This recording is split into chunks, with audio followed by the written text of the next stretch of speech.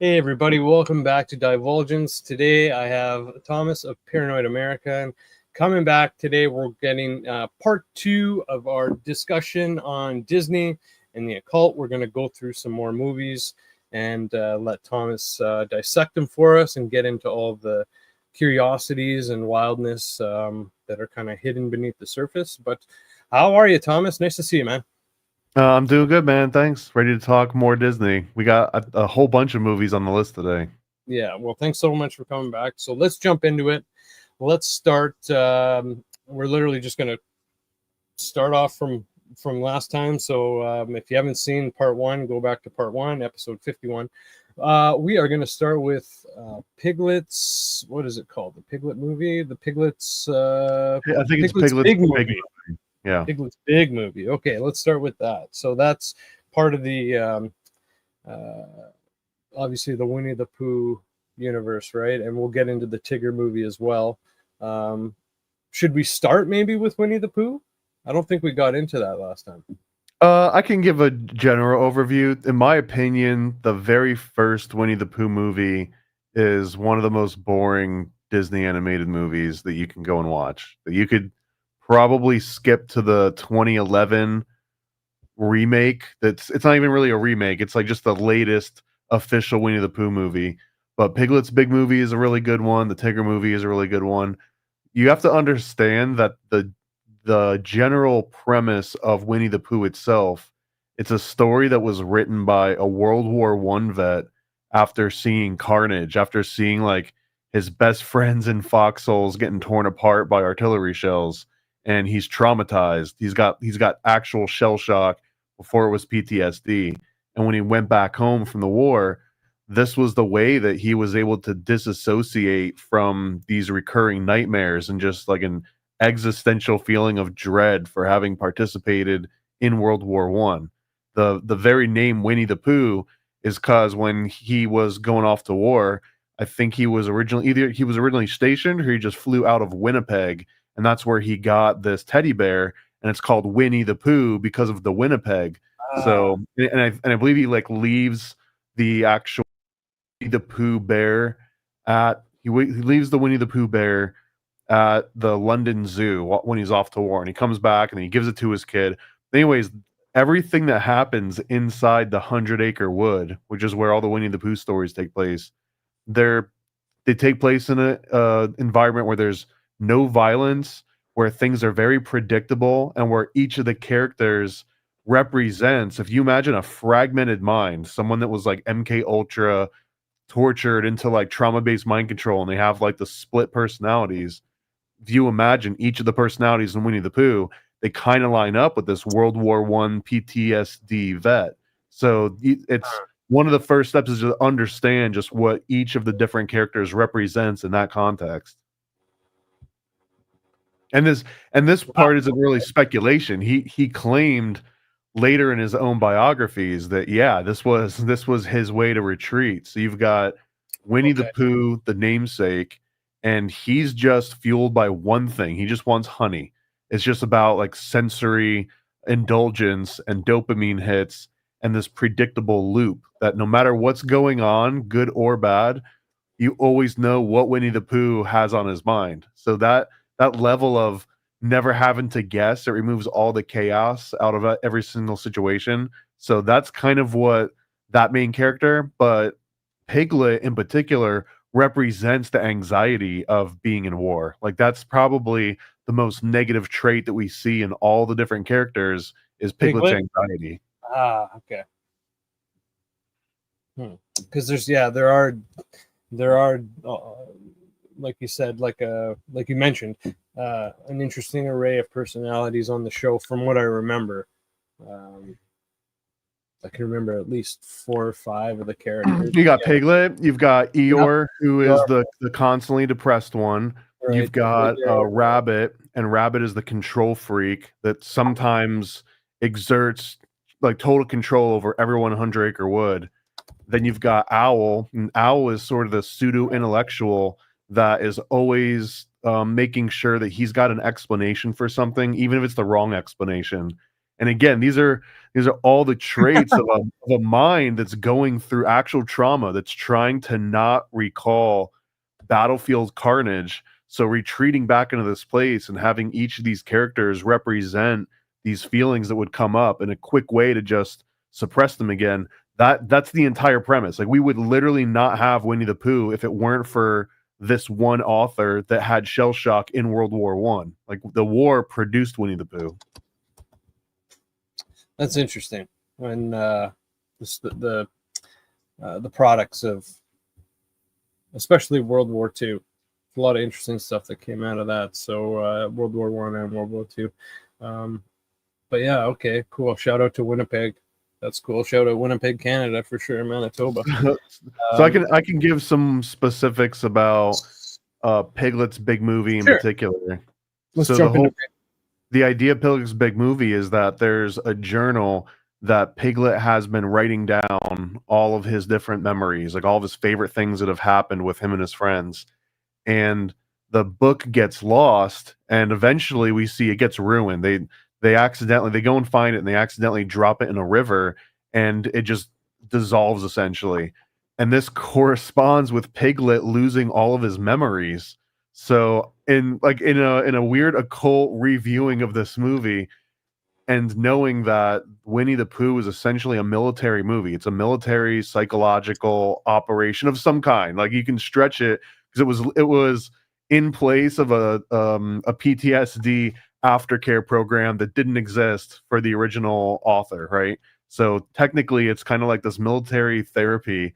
And in Piglet's Big Adventure, it's kind of showing how somebody can completely have their memory wiped, and then as the movie progresses, they start drawing and writing new memories into Piglet's kind of like his diary, and those become his new memories. And as I'm watching, I'm just thinking, this is the exact premise of the MK Ultra program, is to wipe somebody's memories and to redraw them and replant them. And there are a number in the new movies and in Piglet and in Tigger. There's a lot of things that you could probably categorize within NLP as all sorts of really interesting story anchors and command words. And I think maybe because it's written for almost like a juvenile audience, but the way that it's written, again, you're taking the wisdom of a self-medicating World War One vet, the thing that was allowed him to bring peace to his own mind, and now we're giving that therapy for a World War One vet directly to 3-year-olds, to 5-year-olds, to 7-year-olds, right? And it's an interesting concept just because now they have the tools to deal with like war trauma, because this cartoon or this, so to speak, children's program exists, but it came from anything but. Wow, that's really interesting, actually. Not just, I mean, yeah, the one breakdown of that one movie is quite interesting on its own, but I'm just trying to respond to what you're telling me about the general overview about the about Winnie. Geez, that's crazy. So do you recall when the first movie came out of Winnie? Was it a book? It was a book, right? Oh yeah, no, it started off as a book right around World War One by A. Milner or Milna. I always get the last name, but it's like Milna. And it would become a treasured children's book. I believe it's public domain at this point, at least the original illustrated version of it. And then Disney adapted it. I have to guess at the year. It was early. I wanted to say like 70s and split the difference between where I think it might be. And then the Piglet's Big Movie and Tigger's Adventure, those ones I think were 80s, 90s. And then the latest Winnie the Pooh movie is 2011.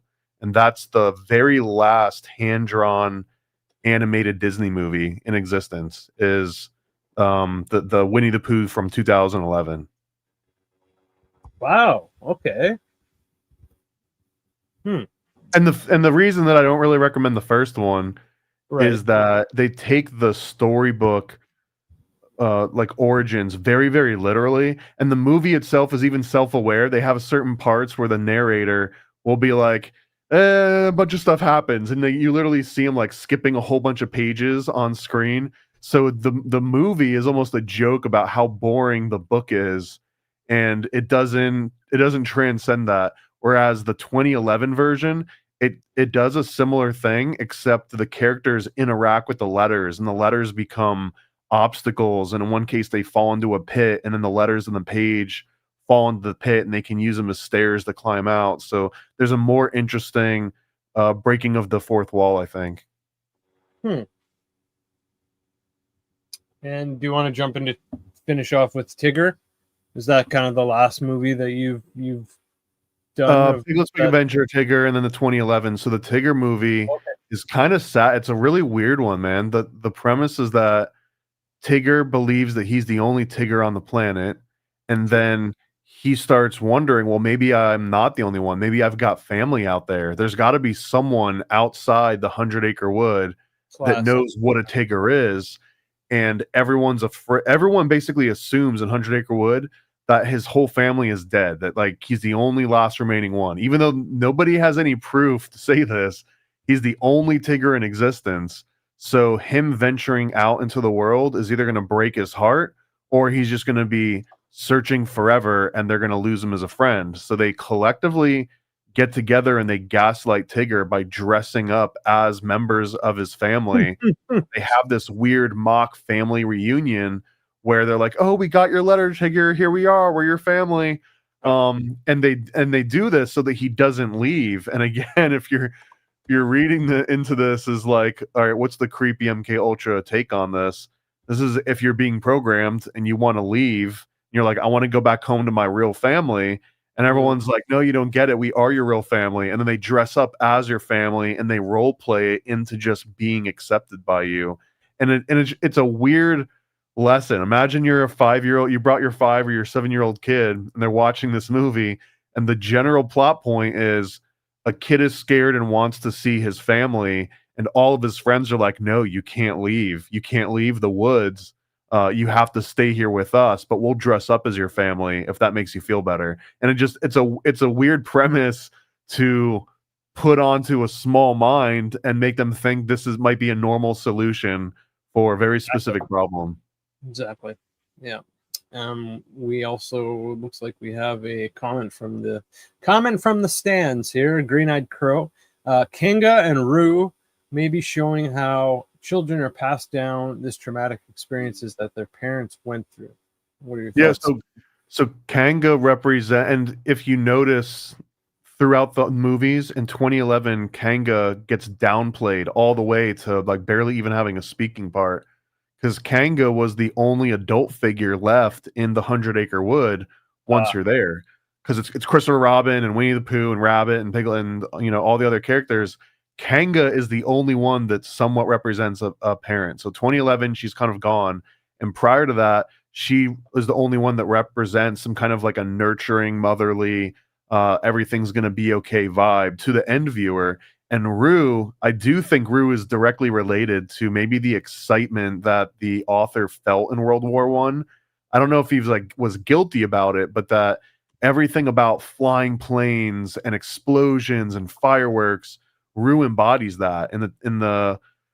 Either in the Piglet movie or it might have been the Tigger movie, you can see in his room he's got all these World War I planes drawn all over the inside of his room. And then in the 2011 one, when they're asking everyone what kind of rewards they want for finding Eeyore's tail, he wants to see fireworks and explosions. So I kind of think that, again, they all tie into some very specific element of Milna's psyche going through World War I, especially processing everything he went through. So Rue is excited. He's like this young, dumb kid, has no idea what war is anything like. And the mom is almost the one that wants to protect Rue from going off into the world and maybe join in the military. And it's like, no, honey, like just stay home safe with me. Literally crawl back into my womb, right? And we constantly see Rue in his bedroom being tucked in by Kanga. So I do think that every single one of these characters has these very provable links to specific traumas. Wow. Yeah, that's a deep one for sure. That's all right, let's move on. How about Howl's Moving Castle? I don't even really remember that one So that was 2004.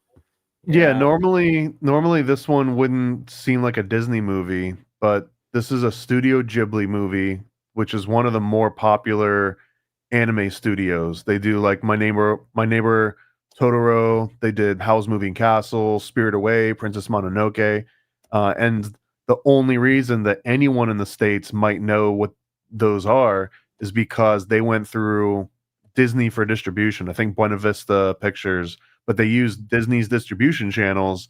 So technically, on paper, these are Disney movies because we wouldn't know about them without Disney, especially with the cast that they end up getting for voiceovers, because they want to end up getting very notable names for the English translations of these.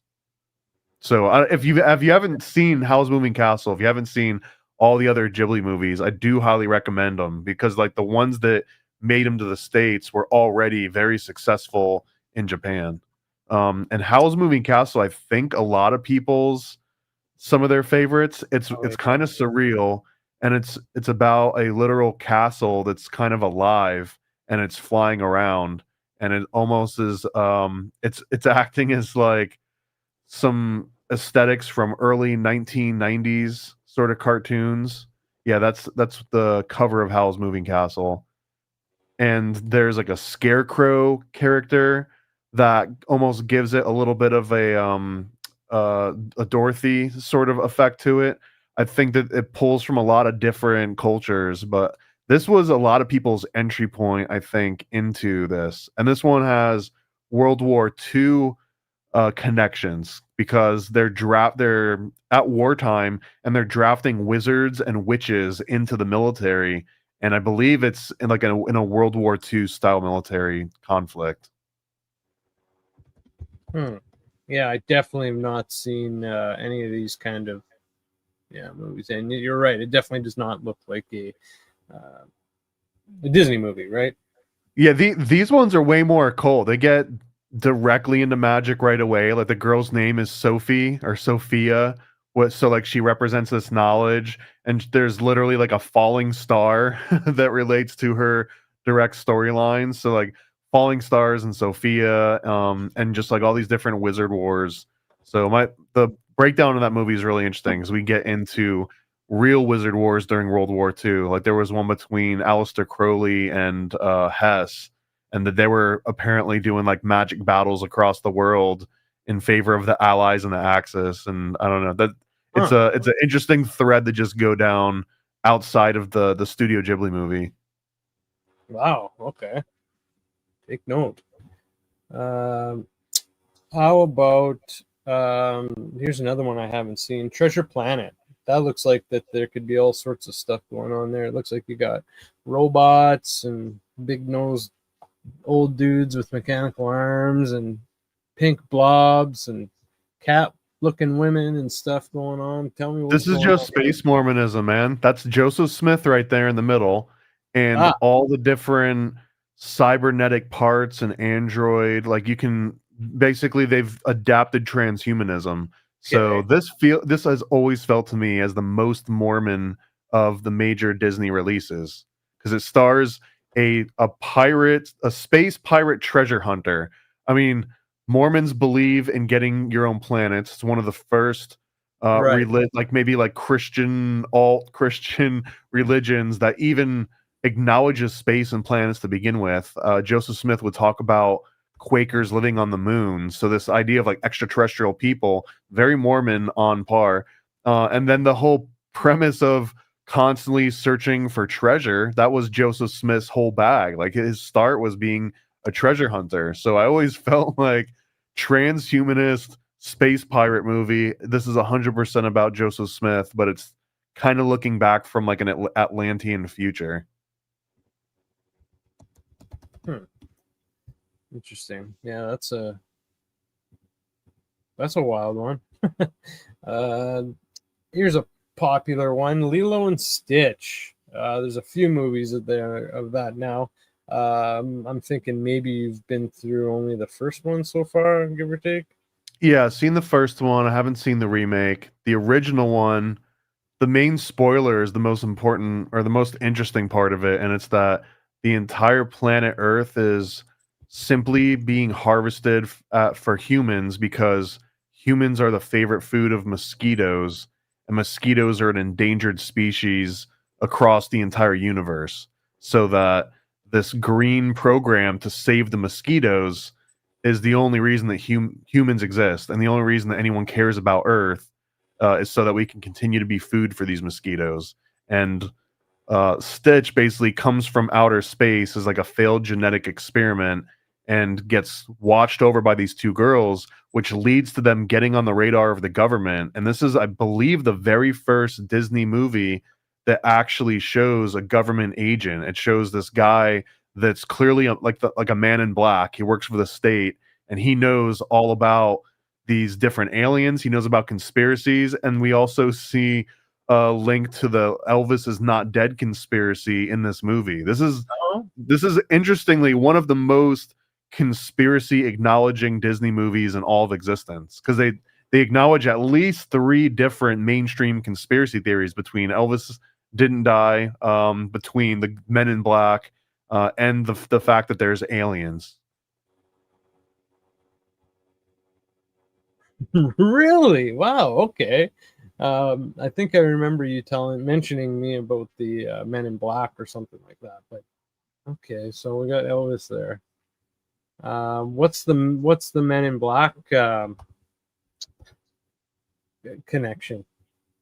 The Men in Black, I think, was first became an archetype in the Mothman prophecy. I might be wrong on that, but I think it was a Mothman prophecy. But since then, Men in Black have always come to be known as these sort of black ops agents of the state. Like, you don't know if it's CIA or NSA or FBI or who the hell they are, but they tend to work for just the government in general. And like the Tommy Lee Jones and Will Smith movie, right? Like, they got the little pen that can make you forget and cause instant amnesia. There's rumors that these are the guys that show up if you ever catch a Bigfoot out in the woods. They're the ones that'll come and either, wipe you out, or they'll do like a little memory technique on you or something. So just the fact that a Man in Black shows up, black suit, black sunglasses, got the little wire in the ear. It's always like a very specific archetype. Oh, Whenever for sure. you see them in the 80s and 90s, these guys were ubiquitous. You'd see them in the background of a cartoon and you would just know, like, oh, it's a Man in Black. Like, it would usually be a gag. But this is the first time that we actually see Disney acknowledging a modern day Man in Black, in terms of an actual character that's not just like some background piece. That's cool. And the aliens. Okay. There's the mosquito. And they're showing you the diagram that, where the humans are just mosquito food, and that's the reason Earth exists, is so that humans can continue to feed mosquitoes. Interesting. All right. Let's see. Where to next, my friend? Of course. Monsters Inc. That's a good one. There's a lot of interesting things there, including like an adrenochrome nod, and I think you've also done Monsters University recently, so you guys should check that episode out. So yeah, run us through the Monsters Inc. movies. Yeah, so let me ask, have you ever seen Little Monsters with Kevin Arnold and I want to say Howie Mandel? And it had this monster that lived under his bed, and he had like a jean jacket and like a weird horn and like a George Michael cross or something on his ear. Yeah. Can't say if you, I've seen that one. If you haven't seen this, I can't see how Monsters Inc. would exist without this movie existing first, because it's about a kid that becomes friends or gets to enter the monster world through this portal where the monster's coming up, and the monsters are here and they're supposed to scare you. And if they can't scare you, there's like issues. I won't get into a Little Monsters review, but I highly recommend at least watching it once. It's maybe not the best movie in the world, but it's interesting to see for the first time. So this kind of walked so Monsters Inc. could run in some way. the thing that people bring up the most about Monsters Inc. on podcasts at least is that Yeah. whole like adrenochrome connection. And I think it's probably the best illustration of what the surface level adrenochrome conspiracy theory is. And it's that they scare and torture children to harvest their fear into some kind of a vial or a tube or a canister and then use that for some other purpose. In the context of Monsters Inc., it's what provides them electricity. Like their entire world thrives off of what they call scream, and those are scream canisters. So they have to scare children and make them scream, and then they capture that in order to power their world. So that it's a pretty direct example of what adrenochrome has come to represent. And it's red, but I don't know if that's the scream or if that's just the meter on the side. Right, but I mean, it looks, for sure. It looks so some of the deeper ones of this too is just this gets a little bit silly, but also interesting. That in the very first Monsters Inc. movie, they open up in a training room. And the training room has like a little mechanical boy in a bed, and you have to like sneak up. It's kind of like a practice thing, like a cheap danger room. And in that first scene in the bedroom, there's a soccer ball right under the bed where the monsters would basically come out from. So the soccer ball has this, it almost became a meme, but that the actual shape of the pentagonal soccer ball tile, the black tiles, that it represents this isomer, I think, or it's this is one of the scenes, yeah. And then if this were the video, if it were to pan to the left, there's a soccer ball that's right under that bed. And anyways, the shape of that soccer ball does represent the skeleton formula of adrenochrome. If you were to look at adrenochrome, really only as a skeleton formula, but yeah, it's the same exact shape as a soccer ball. If you do a search for Monsters Inc. soccer ball adrenochrome, you'll probably find a couple examples of people overlaying one on top of the other. There's the soccer ball there. I don't know. That's probably not the right. That might be the right one. Yeah, the soccer ball under the bed. It's in one of the very early opening scenes of this entire movie. And you can see that like the black shape it's just is a pentagon, but this has been cited as another example. There's also a checkerboard rug, I believe, in either this scene or one that comes right after this. Yeah, no, it was this scene. I just had it pulled up. So yeah, you're right. It was, so then it's like people are like, "Up, those are the proof that the Masons are behind all of this." So it depends on how blindly you're just kind of like firing in what directions. But there's some very specific quotes in this movie. Like there's one that says that they know the window of innocence is shrinking, and that this is why they have to keep targeting kids, and this is why they're concerned that they might run out of energy. There's this overall existential dread that they might have to live in poverty or might have to live in like the dark ages again if they can't get the scaring up. And they're also saying that human children are becoming harder and harder to scare because they're becoming desensitized from media and war and what have you, right? So the monster world is freaking out a little bit. It's like not only are they growing up faster, but they're harder to scare because they've become desensitized.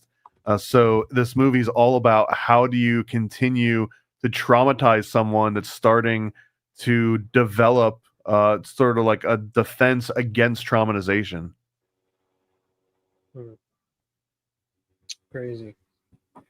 So so that's a big one. What about Monsters University? Anything going on with that?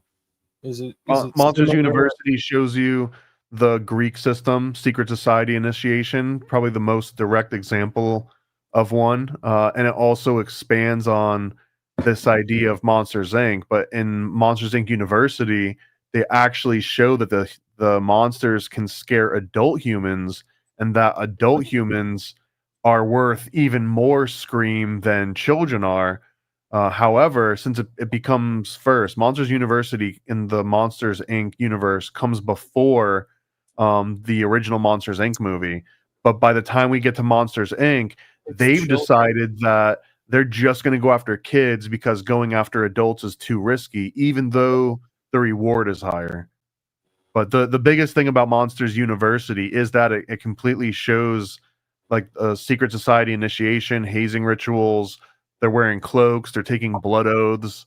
Like all of that, I think again is a very first in Disney. There's a few other movies that show secret society initiations. One is Nemo, I believe that at night they kind of initiate him into this new ritual right before he goes and tries to save them. That's one of the examples, but I think that this is the only other big one is Monsters University. Interesting. So, okay, moving on. Here's one that I actually remember seeing this in theaters as a kid. Recess, School's Out, bitch. Minus the bitch. So, what's going on here? Because I kind of remember this movie. I mean, I used to watch the show too.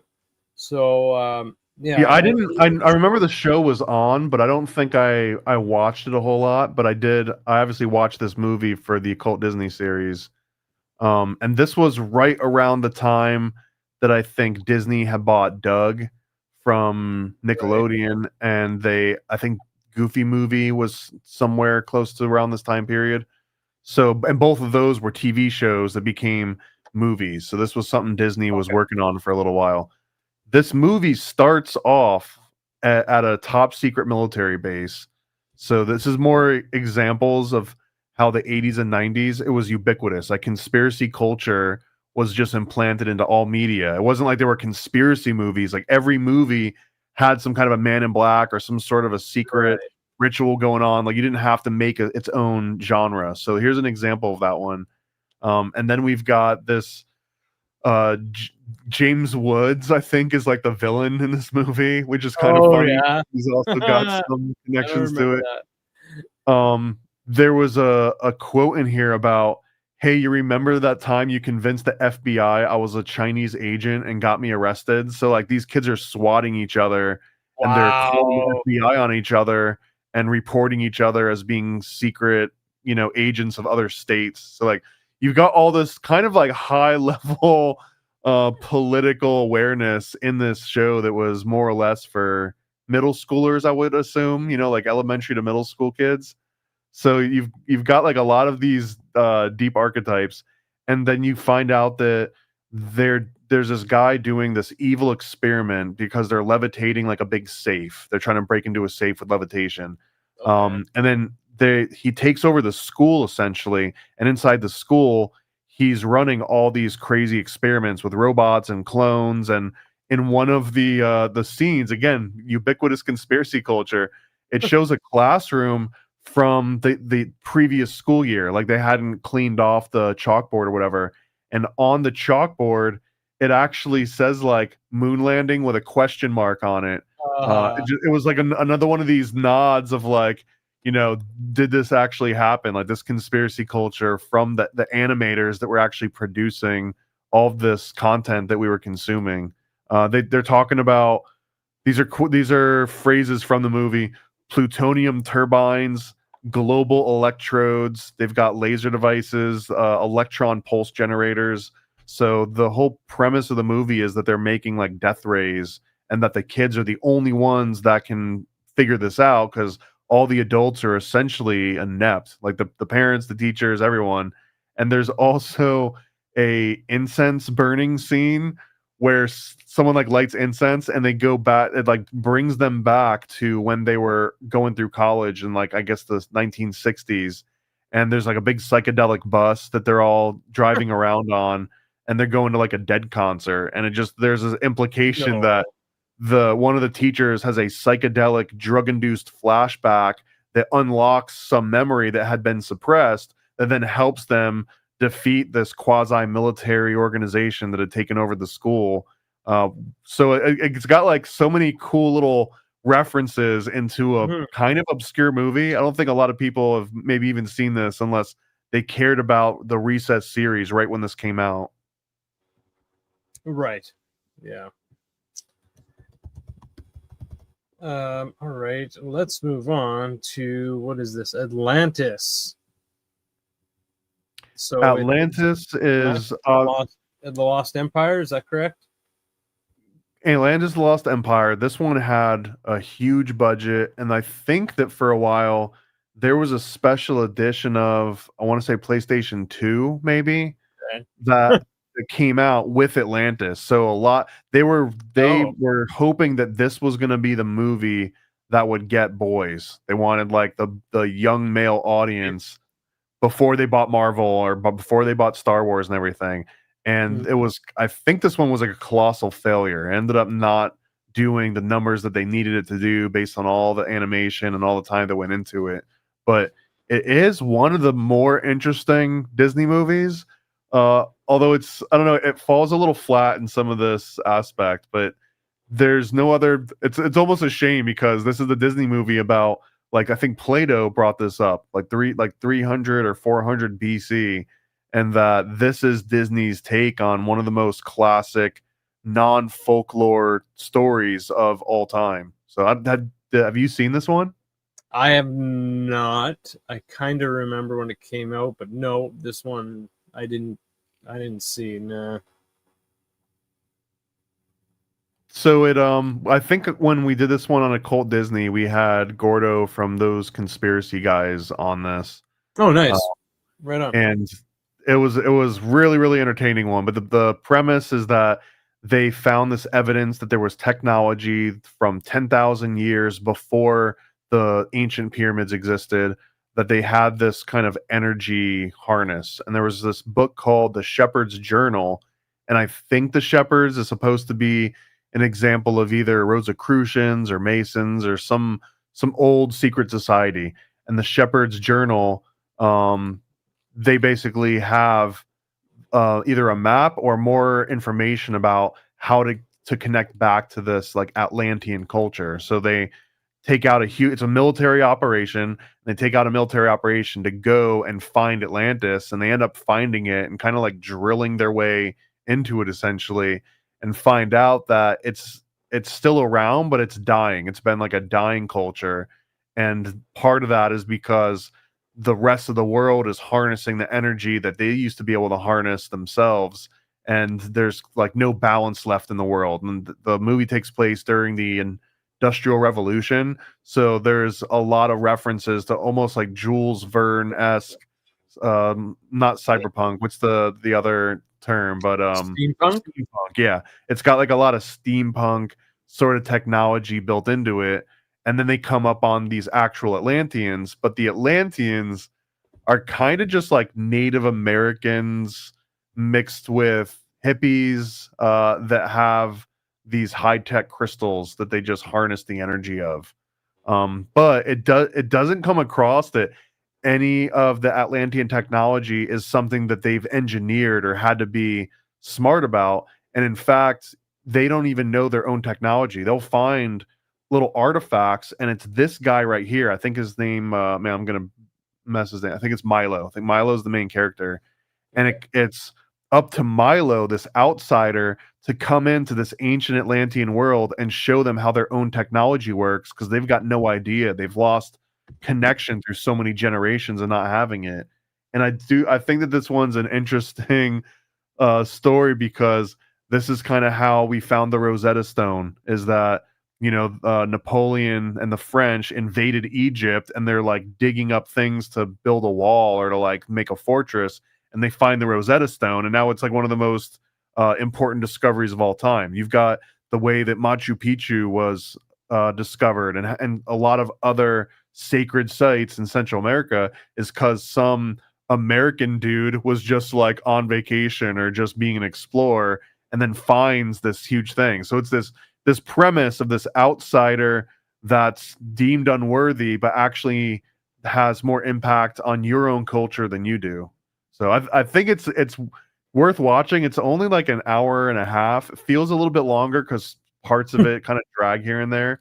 And then at the end, the state turns on all of the non-state actors. So again, it's got like this built-in, the government is always out to screw you over vibe to it.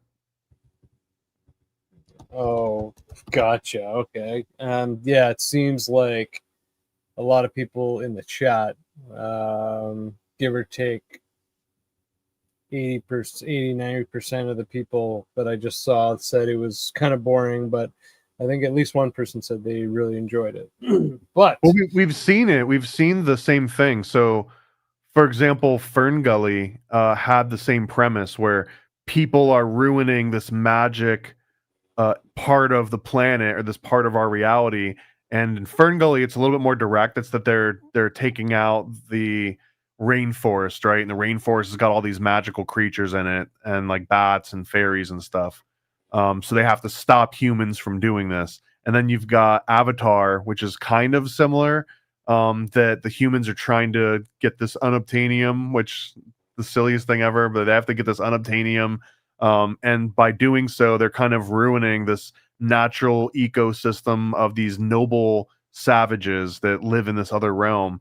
And it's the same story over and over again, but it's also a shift where for like Fern Gully is a great movie, right? It was entertaining, especially as a kid.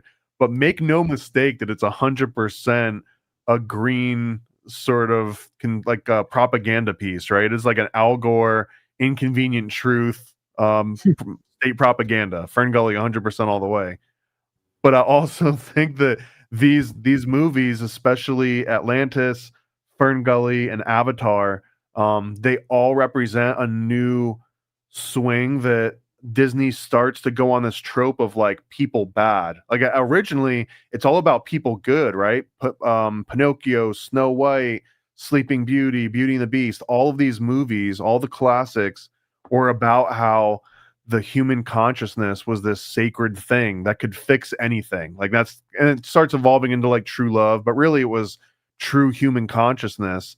But now in the genre of like Avatar and Fern Gully and Atlantis, it's like, man, humans are the worst. Humans ruin everything. Mhm. And this is like a 180-degree turn from where the original classic Disney started out. And by now, Walt's been long dead, right? So this is like the corporation Disney running the show more so than the person Disney. for sure, absolutely. Moving on. So here's one that I've seen many times. I haven't seen it recently, but I used to love this one actually. Yeah, I used to really enjoy it. The Emperor's New Groove with David Spade, John Goodman, Patrick Warburton, Eartha Kitt, Tom Jones. A lot of interesting names there. Yeah, I enjoyed this one. Cusco, Kronk, and then they made Kronk's New Groove. But And there was a TV show too that this spun off into, and they had even more episodes. Yeah, I didn't get to see any of them, but it came up when we did an initial review of this one. So that the Emperor's New Groove, it's really nothing like the Emperor's Clothes, like the story that you're used to hearing. Yeah. So if you're going into this movie expecting that, it'll completely surprise you. And in fact, I think that the movie surprised even the people that originally wrote it and made it, because it went through so many different rewrites. I don't know if they switched directors out. Disney starts to do that a lot as they go on, but this one, it had so many stops and starts and rewrites that there's a lot of premises that get set up early on in the movie that don't deliver, they don't pan out, and it just becomes a little bit of this like ADHD schizophrenic feel that for a lot of people works. Like you were like, hey, I love this movie. Like you might have ADHD if you like this movie because it doesn't really stick to a very cohesive plot throughout the entire thing, but there's lots of interesting visuals and subplots, and it's about the Incan Empire in general, and there's definitely some kind of like occult or at least like quasi paranormal links in this movie. You mentioned one of the names is Cusco. There's also a reference to Saxe Woman, and Saxe Woman is where they've got these huge walls that are built out of these multifaceted stones that all fit together, and you can't even slip a sheet of paper between them. It's like one of the wonders of the world still.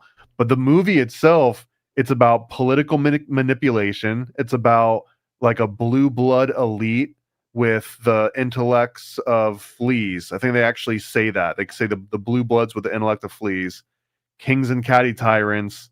This is from the song, I think, the opening song. And they say they're better suited swinging from trees.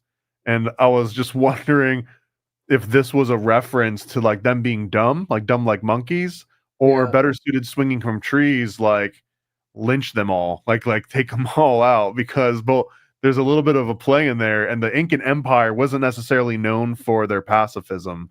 So obviously you don't get any of the Incan warfare or rituals in this particular movie, but you get some of the aesthetics that would like represent some horrible things going on in like the background. The ideas that this old man gets in their way. And I did take a note that he gets thrown out of the window and dies at exactly 3:22, which some people skits out over that particular Yeah. detail. Skull and bones, right? Yeah, I don't ascribe importance to time codes and things happening in movies, but for Oh, those no? that do, a person dies at exactly 3:22 into this movie.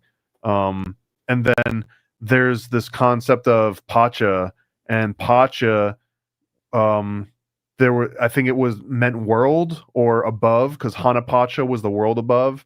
So it's a reference to this afterlife. So I I don't think that if you watch this movie, you don't really fully get a breakdown of Incan mythology, but they definitely pull from the names and they give the names to like the right different people. There's like a whole breakdown of like dualism in here. Yasma, who's the old lady, and she looks like an anglerfish if you look at her. I think that's probably the silhouette that they based her original character on, was an anglerfish, which is a fish that like lures you in with the little lights and then like bites Oh, you, that one. chops you up. Oh, okay. And there's a lot of scenes in this movie that again show like checkerboard patterns and checkerboard floors, which was definitely not an Incan motif. Yeah, there's like, I'm pretty sure that this is the original I can see that. silhouette that they started with, I can was see this that. anglerfish. I can see that. For sure. It's one of the more visually entertaining Disney movies for sure, but the fact that they had so much fighting going on in the background during production and they kept jumping around where the story was going to go, it can't make a true top 10 for me, because Really? it's somewhat incoherent, even though it's got like cool little glimpses of things that could have been. That's interesting. All it all depends what happens behind the scenes and if things are going to go according to plan, or if you have a bad actor, so to speak, no pun intended, going on, and yeah, they fuck everything up, right? Yeah, I don't know how much they were expecting with the lead of David Spade. He wasn't even the bad part of this movie. He was actually pretty serviceable. No, I didn't mean bad actors by like the actors. I just meant that's why I said no pun intended. I meant like just anyone involved, just not acting in good faith or fucking around, or not getting together and sticking to a script, or any sort of I think part of that is I got to live on the inside of some of this. Like when Yes, I was when Monsters University was being produced, that was the last big production that they were working on while I was at Disney, and that I actually had a chance to work on some ancillary projects for. I didn't work on the movie, but they had a couple video game Monster University video games, and I got to work on assets and animation for the video games that came out, which definitely did not get as much exposure as the movie did. But what happens a lot, man, is that the Disney corporate machine, they will rely so much on these test audiences, and a test audience will come in, and I've seen it for myself, and just straight up have the wrong opinion on something that's legitimately good. And I know like how maybe it's closed-minded that might sound, but I've seen it. I've seen a very well developed idea that was clever and had the right look, like it had everything that it needed, but then you just get they would literally go into the park and be like, hey family, do you want us to comp the rest of your stay here and put you up at the contemporary hotel, and here's an extra fast pass or whatever. Like, hey, like, come in here, watch this movie, play with this product, do this thing, play this game, and let us know what you think of it. And there's so many times when someone would just like they just didn't get it, and it wasn't their fault, but it definitely wasn't anyone else's fault, and it should have just been scrapped. But so often those audience feedback scores will be like, oh, we need to stop everything, we need to hire a new writing team, we need to change course, this will never work this way. And with all the different Disney movies that I've reviewed so far, one of the most consistent themes is that the movies that Disney thinks that are going to blow up and be like these huge blockbuster smashes are usually ones that fizzle out. And the ones that at the last second they were gonna do a direct to video and they were like, let's do a theatrical release, whatever. Those are the ones that end up blowing up. And they never like Lion King, for example. That one, I think originally that they didn't even think that was going to be their A movie. That was like their B or their C movie. And there's like these 3 different tracks.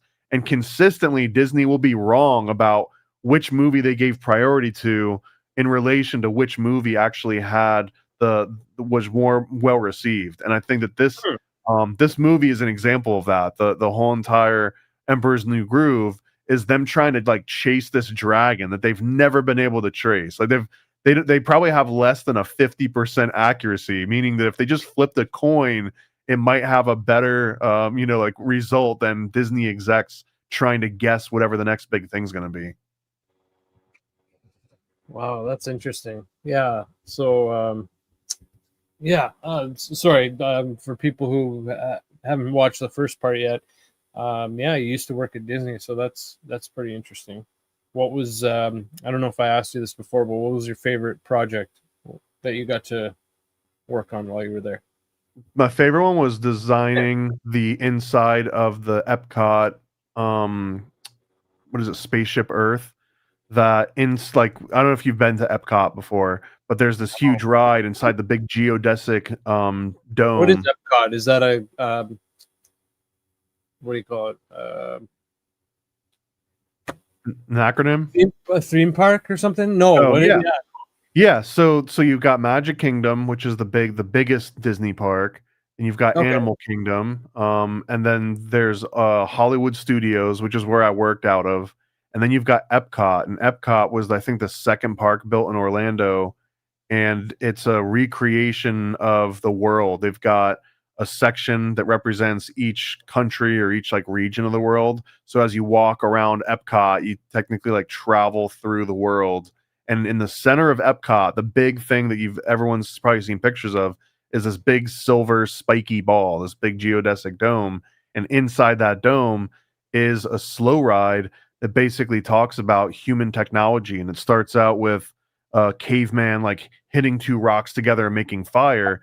And then it kind of ends with Steve Jobs making a computer with Wozniak inside of a garage in like Silicon Valley, and everything in between all of those. And there's like a VIP section to that entire exhibit, like in Spaceship Earth, that normal people don't get to go in. But if you're renting out or you're trying to put on like a big expo, you can rent out that VIP section. And then also, as you exit the ride, the dark ride, there's this big room where there are all these like interactive video games and exhibits and stuff. So I got to work on those video games and those exhibits, and I got to help design the VIP section upstairs that had way cooler technology. In the early 2000s, it was really cool. They had like a huge video wall that you could just go and like touch anywhere on the wall, and it would act like a mouse cursor. So we made these games and these apps that you could interact with by like touching a wall. Like now it's not even that interesting because anyone can do that with a projector and some like decent like webcam and stuff. But in the early 2000s, this was like a huge deal. Wow, cool, man. Good for you. Mike Frank says his mom used to work at Disney as well. So it's a huge company, man. It's an enormous company. Just getting bigger and bigger and bigger. And unless you're C-suite, they don't really pay great. Okay. But it makes up for it being able to like I mentioned, I worked at Hollywood Put it on Studios, your so resume. Yeah. I could just leave after we had like a long meeting. I could pop out and ride Tower of Terror or ride Rock and Roller Coaster, and then be back in the office like 15-20 minutes later. Really? Okay. That's interesting. That's an interesting smoke break. Cool, man. All right, here we go. Toy Story. Moving on to Toy Story. I think you said you've done up to Toy Story 3. Tell Yeah, us about Toy Story 3. what's going on with Toy Story. In my opinion, this is the most evil of any Disney movie franchise in existence. A I lot can of see. people bring up the nudity in The Rescuers or the secret messages in Aladdin Right. or what the sex in the sky in Lion King. There's all these examples people bring up. This one, they don't even hide it, right? Toy Story is about assigning souls to your material possessions and never wanting to give them up. And it's kind of a weird thing because Toy Story 1 is lays out the entire premise. Toy Story 2 is where the toys are going to be bought by someone that doesn't appreciate them. They're going to be bought by a collector, and the collector's going to send them out to Japan somewhere, and they're just going to live inside of like a glass case, museum style. And they don't want that. They want to be interacted with people. Toy Story 3 is about them getting donated to a preschool, I believe, or like a daycare center, and the toys that get donated there get tortured. This is another secret society movie as well, because like once the new initiates come in, then the old class gets bumped up, and then the new initiates have to take all of the abuse and the trauma.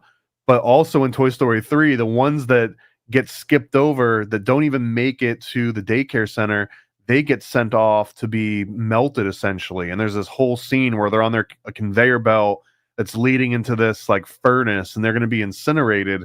And so many people that watch this either with their kids or when they were younger and they grew up and they saw us themselves, Right. they'll recount this as like a traumatic scene where some people even cry, like they tear up because they think they're about to watch like their favorite characters die. And to me, this is the most insidious because people are feeling like they're ready to cry and feel emotions over toys.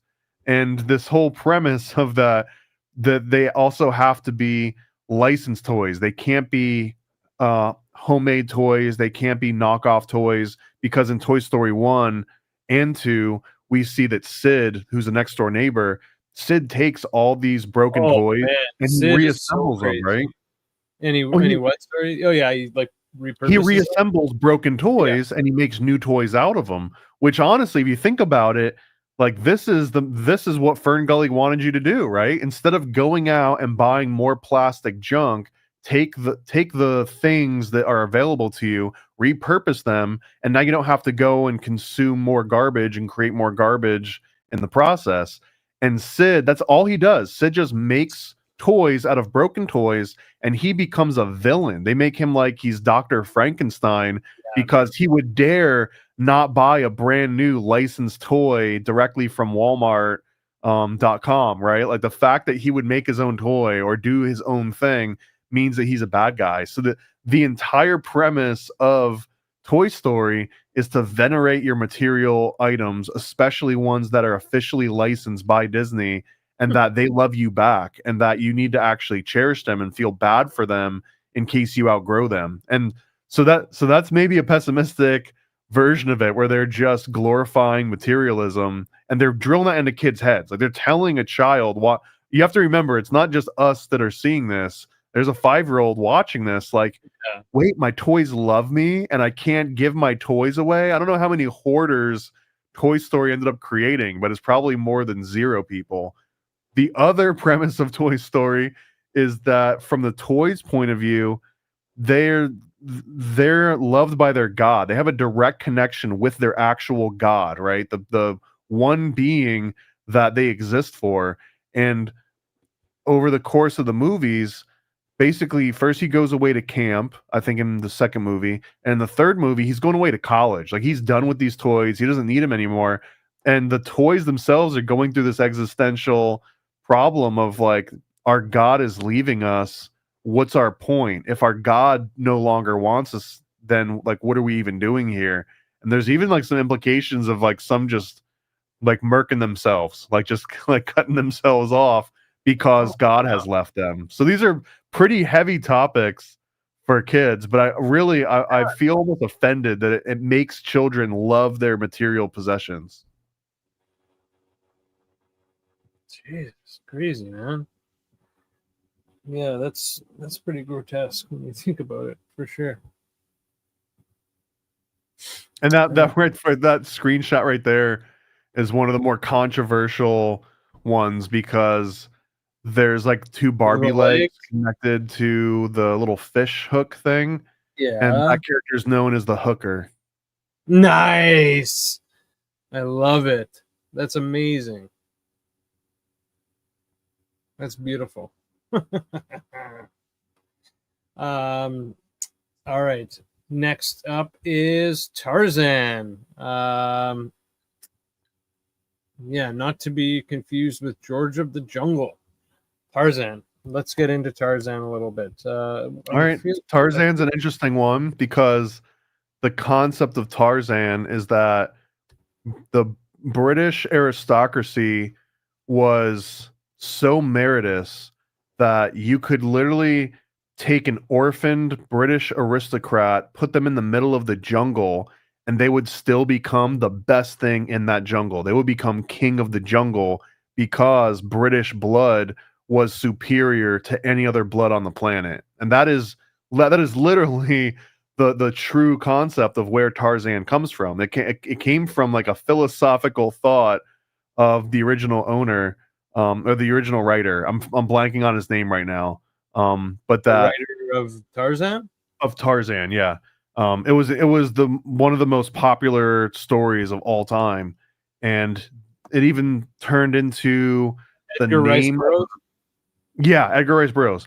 There's even a city in California called Tarzania that was named after Edgar Rice Burroughs, because of how popular the story was. And then it turns into a bunch of like old school movies, but the whole premise is that he was kind of a supremacist. Edgar Rice Burroughs was like a Rosicrucian style supremacist. He believed that the British aristocracy had one of the most elevated consciousnesses on the planet, and that's why they deserved India, and that's why that they were allowed to do all of the imperialism that they had been behind, and that Tarzan was literally a story that you could put a British aristocrat into any environment, and they would become a dominant of that environment. And Tarzan was just one of the many examples. There's also some subplots of Tarzan where he goes underground and he runs into people that had like been so backwards, like Hollow Earth people,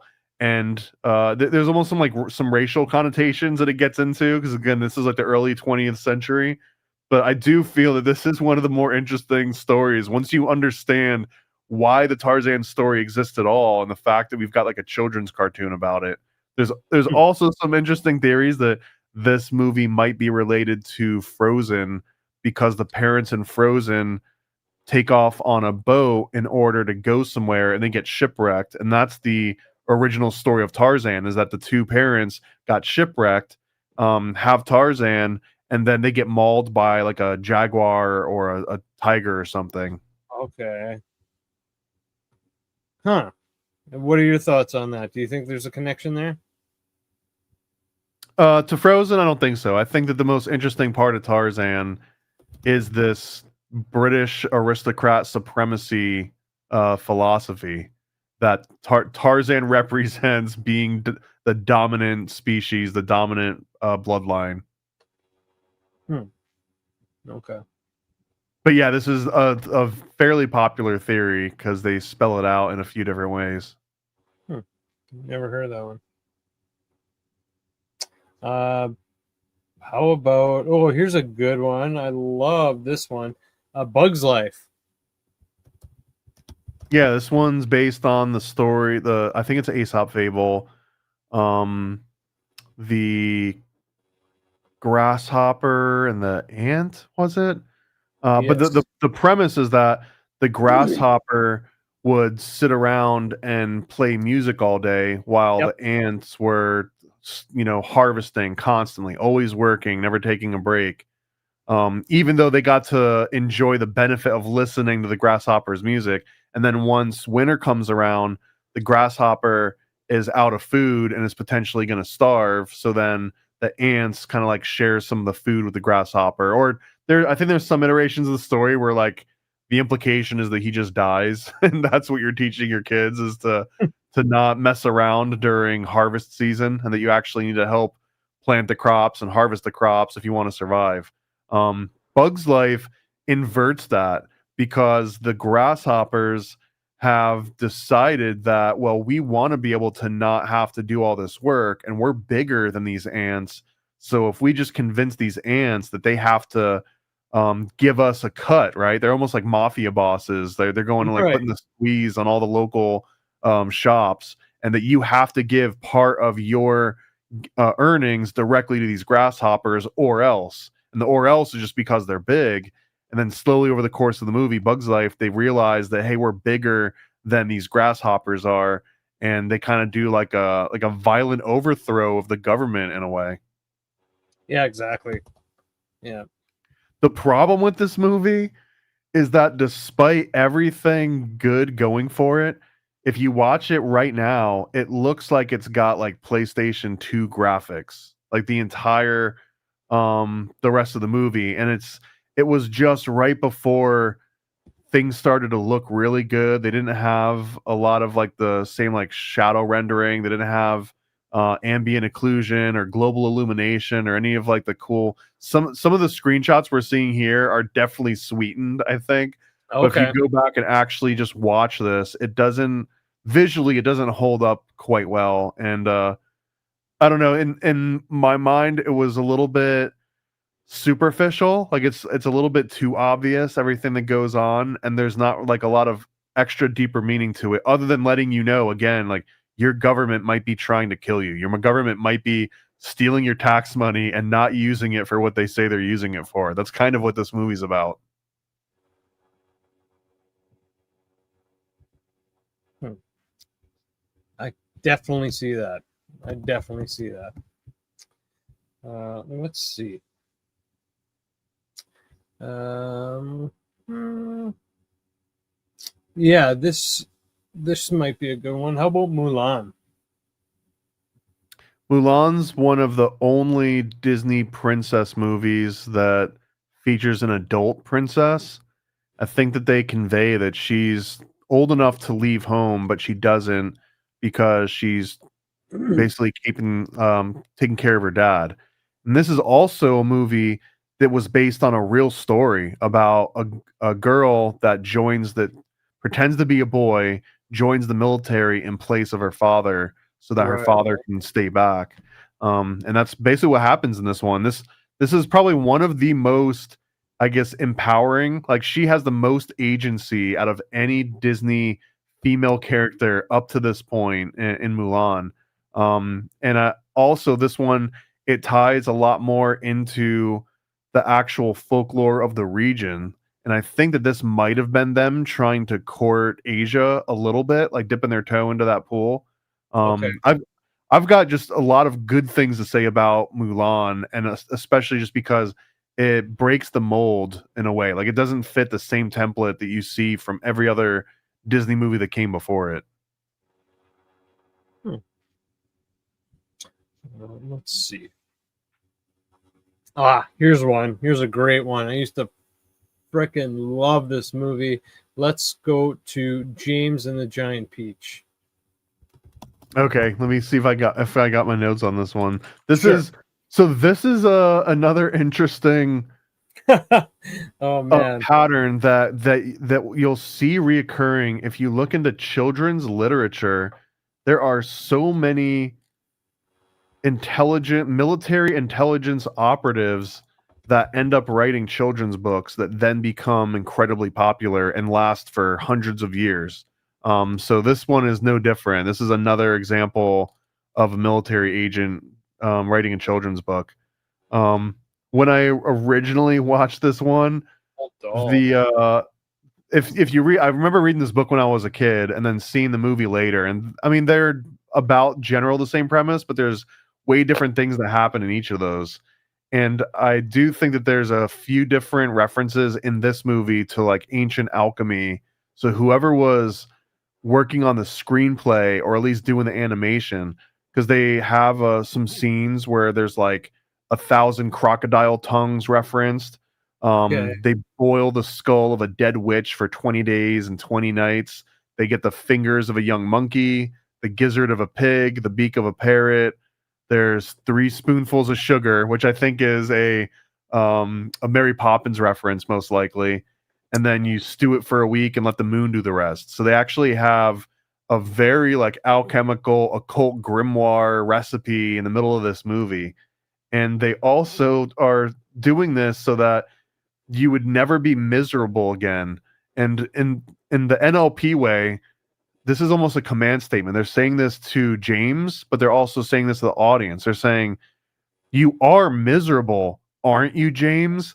And to just say that phrase, "You are miserable," as someone watching this movie, like it actually plants that seed. It plants, "You are miserable." So now if you like say that and repeat it back in your head, it can put you in a very specific state. And there's a lot of other parts of this particular movie that seem to play on that. I'm not saying that someone sat down and they're like, "I'm going to put NLP in here," but all NLP is, it's a study of effective communication, and there's so many examples where Disney is definitely effectively communicating, especially if it's to like 5 and 7 year olds. They're like shooting fish in a barrel with some of these techniques. Damn, that's wild. Yeah, I almost want to rewatch this one now that we're talking about. And also, I think that there's like a drug addict in one of these. One of the characters represents being a drug addict that's fiending, I think and you're right. he ends up like licking a bag because Yes. they just ran out. And I mean, I don't know if you've ever seen like an actual drug fiend in real life, but that's what drug I've done fiends that. do. It's just lick bags. Yeah. I think there's a really good Viagra Boys song called "Lick the Bag." That's basically about that. Okay. That's interesting. And Okay. I want to say in that scene, I don't remember how direct this quote was, but someone mentions offering him fish scales during this like addict phase where he's like licking a bag. So again, if you're an addict licking a bag and someone says something about fish scale, to some people that means something very specific. What is? I don't think I've heard of. Well, then that's fish good. I'm scale. proud of you, and you shouldn't ask any more questions. You're a good boy. Okay, fair enough. And thank you, sir. Fair enough. All right, let's we'll do a few more. We got a little bit of time. I'll let you start picking between. I'll give you 2 to pick, and you pick the best one. Okay. Hercules or Hunchback of Notre Dame. I gotta go with Hunchback. Mainly because Hercules is more fabricated. Like they have interesting mythological figures, but they assign completely different roles to them, and it's a little bit more convoluted.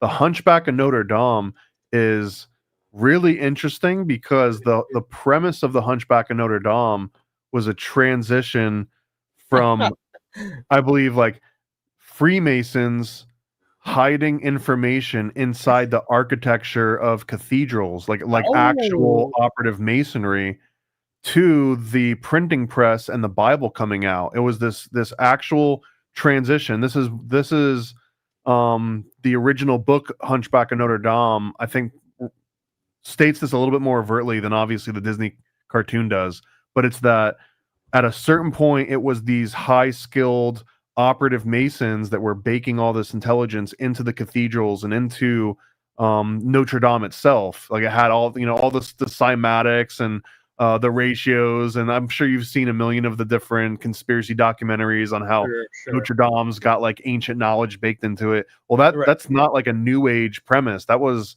always kind of considered real, that these cathedrals built by these masons did have secrets built into them, because they literally did.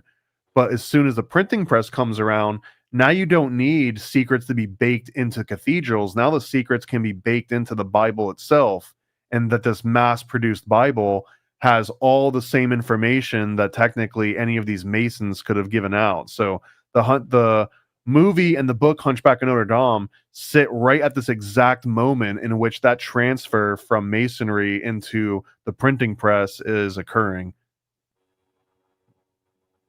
And I think it might be one of the most like religious acknowledging theatrical length cartoons. I don't think any other Disney cartoon implies like an actual denomination of Christianity, where this one is very specifically Catholic, I believe.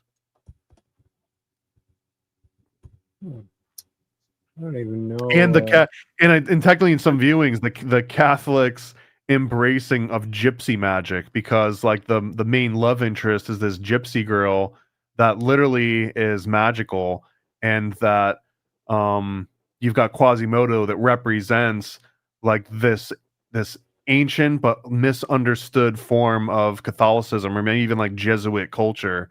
Like he was like he was locked up by the Jesuits to like be hidden from everybody else. But even in the movie, his caretaker is kind of the bad guy. Like he's the one that makes sure that Quasimodo is there and fed and everything, but he's also a bad guy. Like he's a villain. Yeah.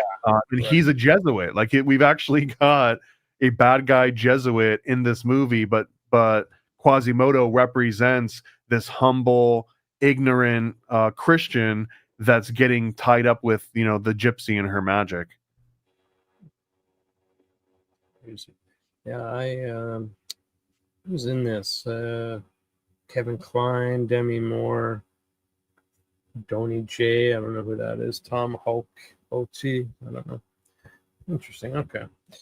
Moving on. Let's try. I think we did. Yeah, we did that.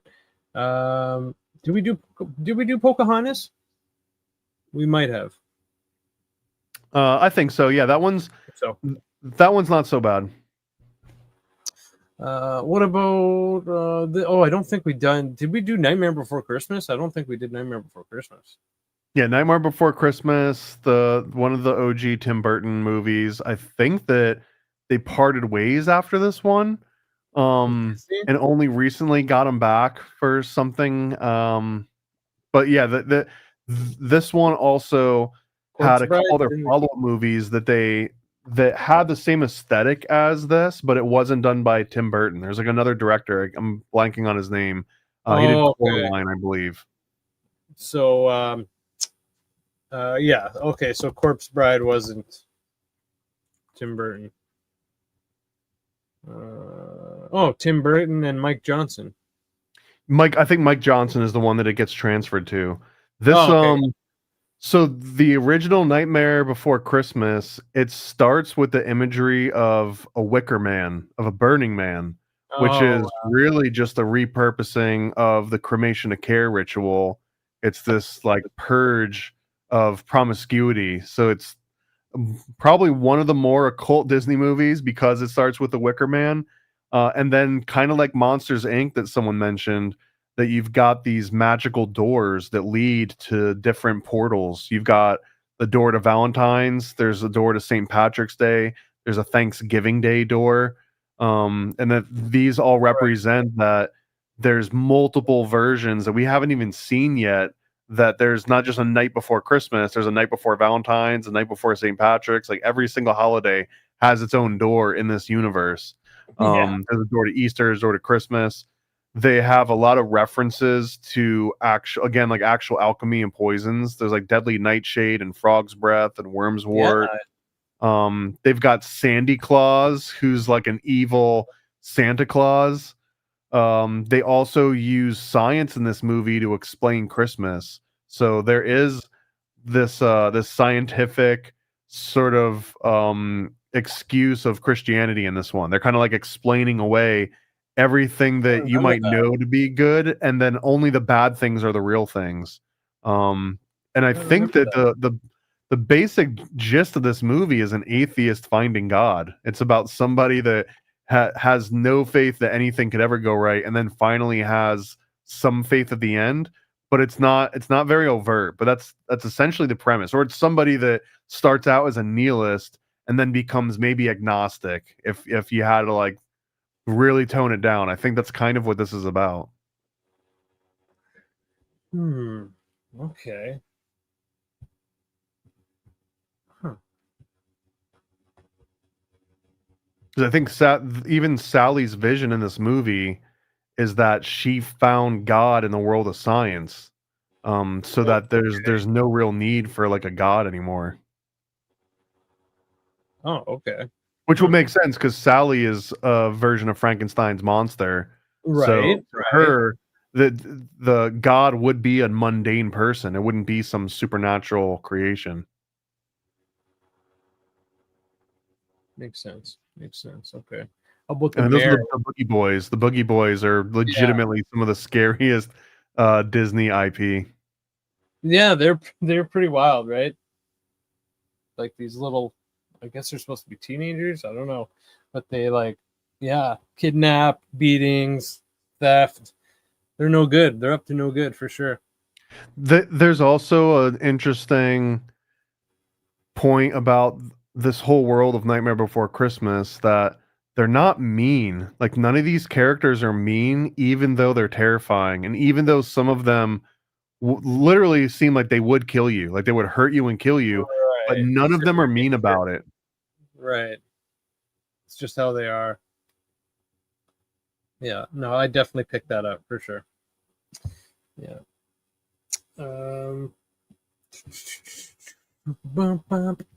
Yeah. So yeah, there's feel like there's a lot going on there, like you said, with the different holidays and the religion tropes and stuff. So yeah, that's pretty cool.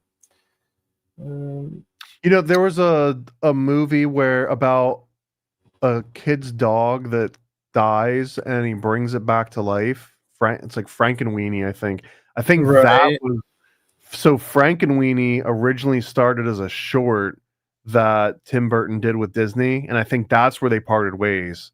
They decided they were like, "We're not going to work with you again." And then later on, Oh, he comes back for Nightmare Before Christmas, and then ultimately he does redo Frank and Weenie much later after that, which is ironic because Frank and Weenie was originally the thing that got him kicked out of Disney because they right. just said that it was too dark for what their audience wanted.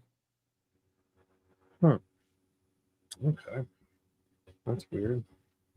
Okay, you mentioned Aladdin, so let's get into Aladdin. So Aladdin's actually the real story of Aladdin takes place in China, I believe. A lot of people associate Aladdin with like Persia or like the Middle East, but Yeah, it for sure. essentially takes place in China, the original story. And this one, it's really about just a guy that lies to a girl to get into her pants and to get her riches the entire time. And then he's using this jinn magic in order to help lie to her, right? So I don't know. I've always seen Aladdin as one of the bad guys that always gets venerated as a Okay. good guy. But I mean, if you did this today, there's some countries I assume like what he does would maybe even be like illegal. And I don't just mean like stealing apples from the market. I mean like swindling a princess out of her riches under all these different false pretenses and using magic to do all of it. And then everyone's kind of warning her, but she's not there to see it because she completely falls Right. for this jinn's magic. Hmm.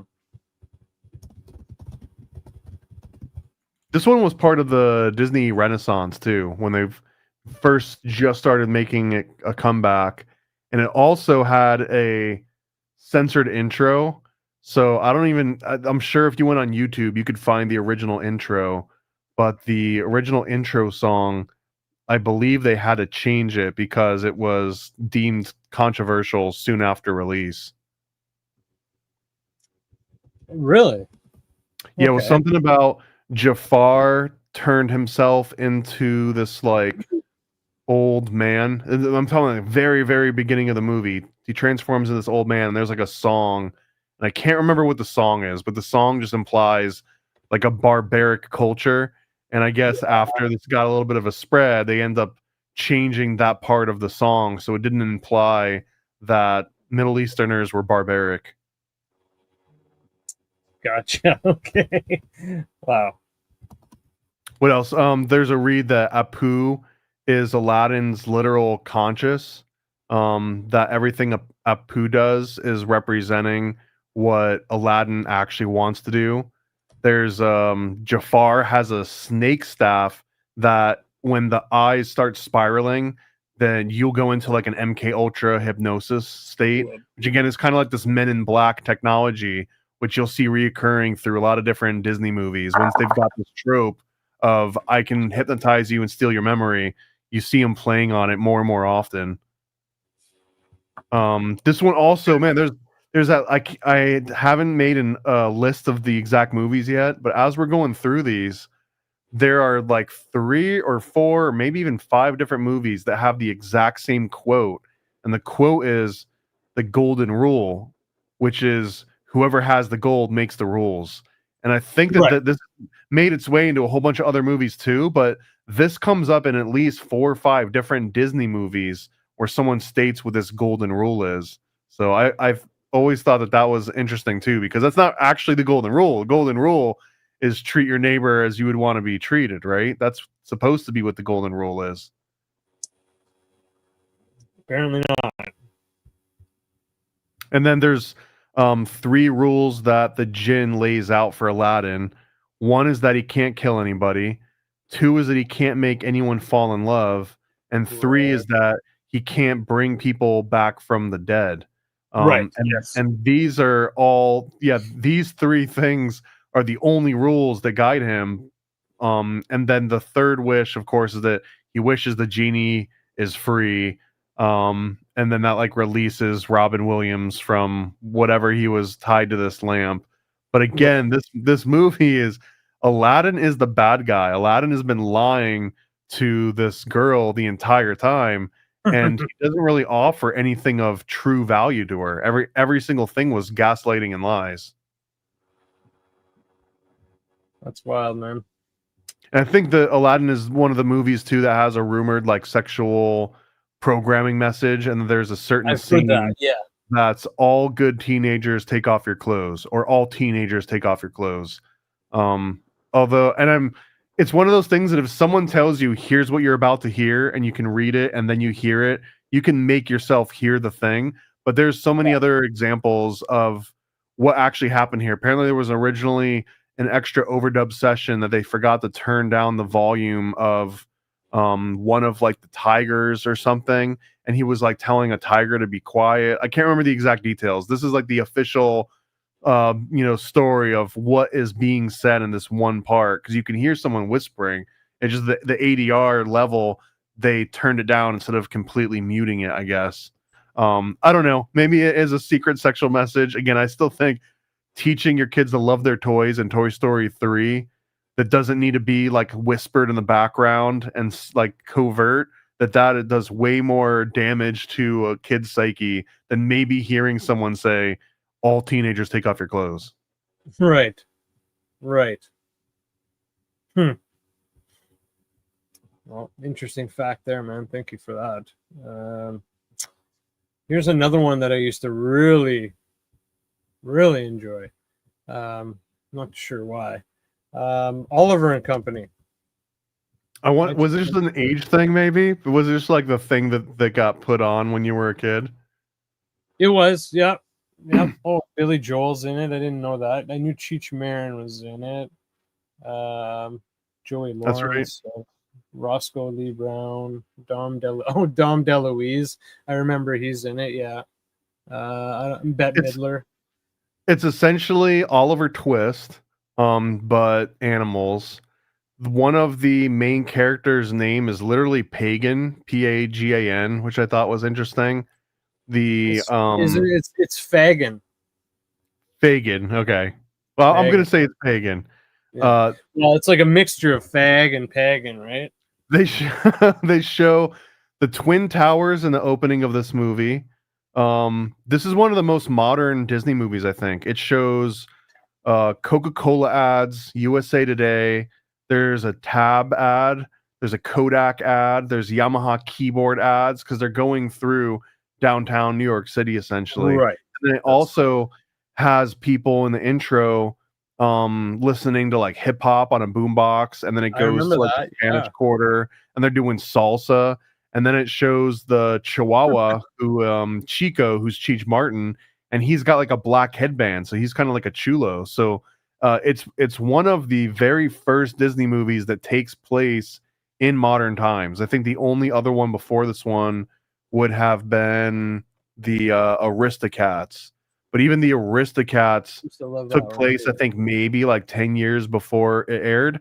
This movie, I'm pretty sure this is the first Disney movie that takes place in the year that it's released.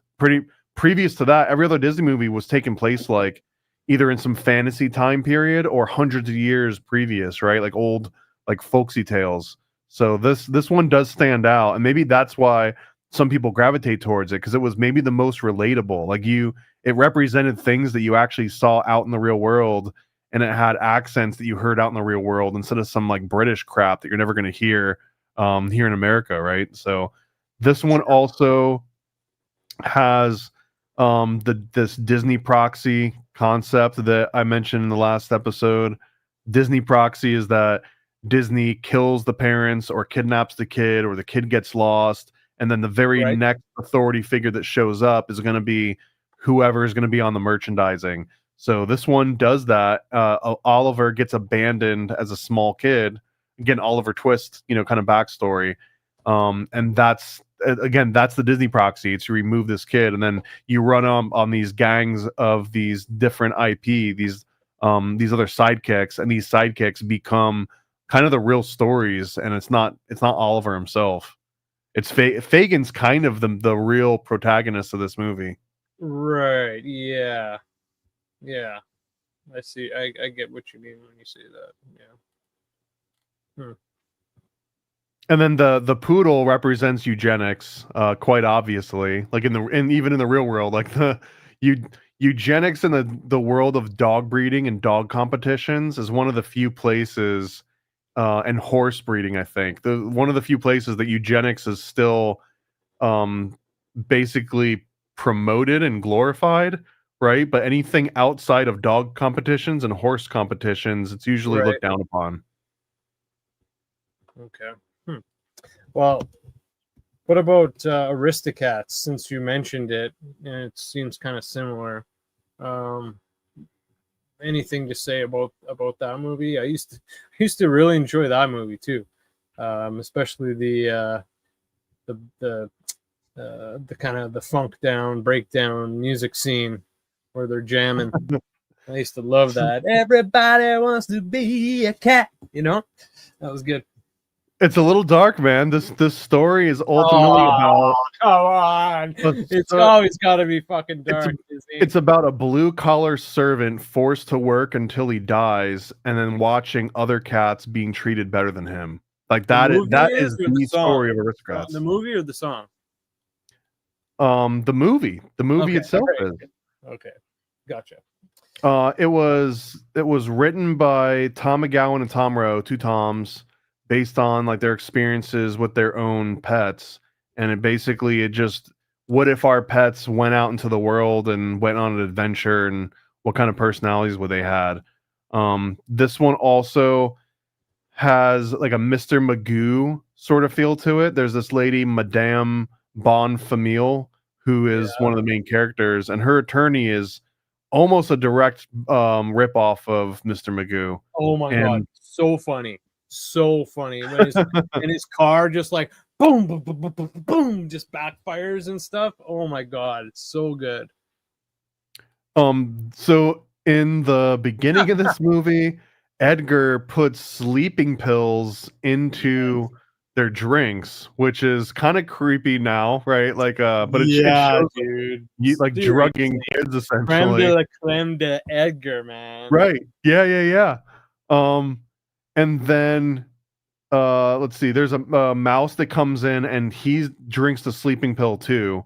and then Edgar drives them all off to like this farm. And I'm wondering, is this the farm where Fox and the Hound took place? Because the Fox and the Hound is also like this farm that they would drive animals off to when they're at the end of their life. They're also rednecks. They drop them off to like these rednecks. And there's a small moment in time. There's only a handful of movies in which Disney recognizes rednecks. It's this movie here, Aristocats, for this small little moment in time. There is Fox and the Hound that has rednecks. There's a couple characters in Robin Hood, which even though it's supposed to be British, there's like a couple like redneck style characters in that one. And then I believe Chicken Little is another one. And then there's another one called like Off the Farm or something where there's like cows and they live on a farm. But yeah, whenever I see a redneck in a Disney movie, it stands out because it doesn't happen very often. Interesting. Okay. In this one, there's Thomas O'Malley, who's the alley cat, who's clearly like the American, and he kind of represents Baloo. He's the same one that kind of acts as like this guardian angel. Then there is Marie, and Marie's entire movie her role in this entire movie is to get into trouble. She falls off a truck, she falls off a bridge.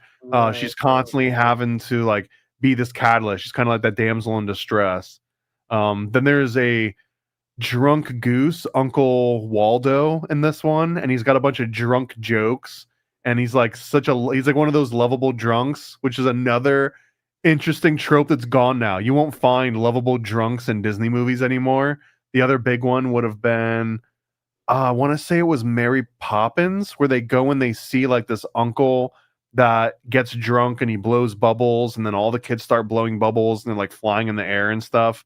But we're literally talking about like adults that have dysfunctional relationships with alcohol, but yet they become these very lovable characters in some of these earlier movies. Just I guess a snapshot in time. The other snapshot in time on this movie are the Siamese cats and the whole like we are Siamese. Oh no, that's Lady and the Tramp. That's Lady and the Tramp. Yeah, right. Yeah, gotcha. But there is one of these Siamese cats makes an appearance in this movie. You're right. And the only reason that they're even in this movie is essentially make a slanted eye joke. I think that they say Shanghai, Hong Kong, egg foo young, fortune cookie always wrong. That's all. That's all that we hear. Wrong. That's right. Yeah, it's part of the jam. It's part of the jam. That's so again. Good. It's an interesting movie because it's a snapshot in time of something that wouldn't make it into another modern Disney movie. That's right. Yeah. And this movie probably has one of those little like disclaimers when it comes up when you watch Disney Plus, where it's like, this was made in a time when sensitivities were different or whatever. Yes, this was a time when you can have some fun with stuff. Yeah, that's funny. He's playing the chopsticks. All right. Well, we'll do. Do you mind if we just do a couple more real quick? Yeah, fire them off. Okay. I'm just trying to find a few. How about Wall-E? Since Wall-E is a Criterion Collection movie, there's only so many. I think there's only so many Disney movies that are in the Criterion Collection. So, yeah, I know you have an interesting episode on that, like cannibals and Satan and whatnot. So let's get into Wall-E. Okay, yeah. I even forgot about the cannibal angle. I remember it now. Wall-E also has a 2001 reference. The first, I want to say 20 minutes of the movie have no dialogue, which is also notable because that was 2001 Space Odyssey was one of the first movies that have like no dialogue for the first like large intro. That Wall-E is a retelling of man's fall from grace, their exile from the Garden of Eden, and that the robot that comes back to Earth is literally named Eve, and Eve is in search of the tree of good and evil, the tree of knowledge. And that's what she's doing, is she's scouring the entire planet trying to find this organic plant, right? That's the only thing that she's there to find. And Wall-E ends up going up to the spaceship where humanity's currently living. And there is a scene on that spaceship when they're showing all the different captains, and the captain that dies right before we get to see this Wally movie. It's, I believe he lives to be 666 years old, like exactly on the dot. Or sorry, it was that they had been in space for 666 years, I believe. Um, Oh baby. which is just a very specific reference. And the whole premise of Wally is that he wants to learn more and more information, and when he gets up to this spaceship, that he can tap into their sort of mainframe, and he gets a download of all human history. And that once he gets download of all human history, then he starts showing all the other humans on board, like, hey, here's your history, here's this planet, it still exists, let's get back there. But that planet is full of junk, and it's full of, like, humans left it for a reason, because they had destroyed the earth, and now they're out in the middle of space, and they found a way to sustain themselves, which is more than likely probably through cannibalism, mainly because at the beginning of the movie, they show you advertisements that they were showing humans to, like, hey, go out into space. Here's the new thing. Everyone's going to space. And they show people eating in restaurants, eating normal food. They've got like salads. One of them goes to like a hibachi grill, and they're eating like little pieces of like protein of some kind. But then when you actually go into outer space, everybody is just drinking smoothies the entire time. It's the only food they have is smoothies, and you don't see any old people. So the cannibal theory is that once you get to a certain age on this spaceship, that they just kill you and they turn you into some kind of a protein shake and then serve you to the rest of the people on this spaceship. So, and it kind of makes sense, because it's like, how else are they getting food in the middle of space, especially if they don't know how to create new organic matter? They don't have a biodome.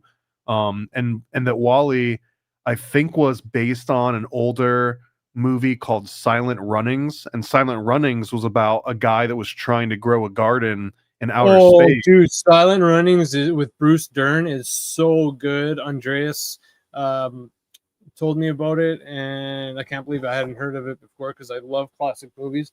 But yeah, I bought it right away and I loved it, dude. That was a great one. So I mean, Wall-E is basically a retelling of Silent Running. It's got all the same plot points. It's about humans trying to figure out a way to grow plants again and sustain themselves after they've ruined the earth. That's the entire point of that movie. And that no one really is giving Bruce Dern any credit, and they're actually mocking him. They're like, I don't want to eat food that comes from dirt. That's disgusting. Yes, right? You're right.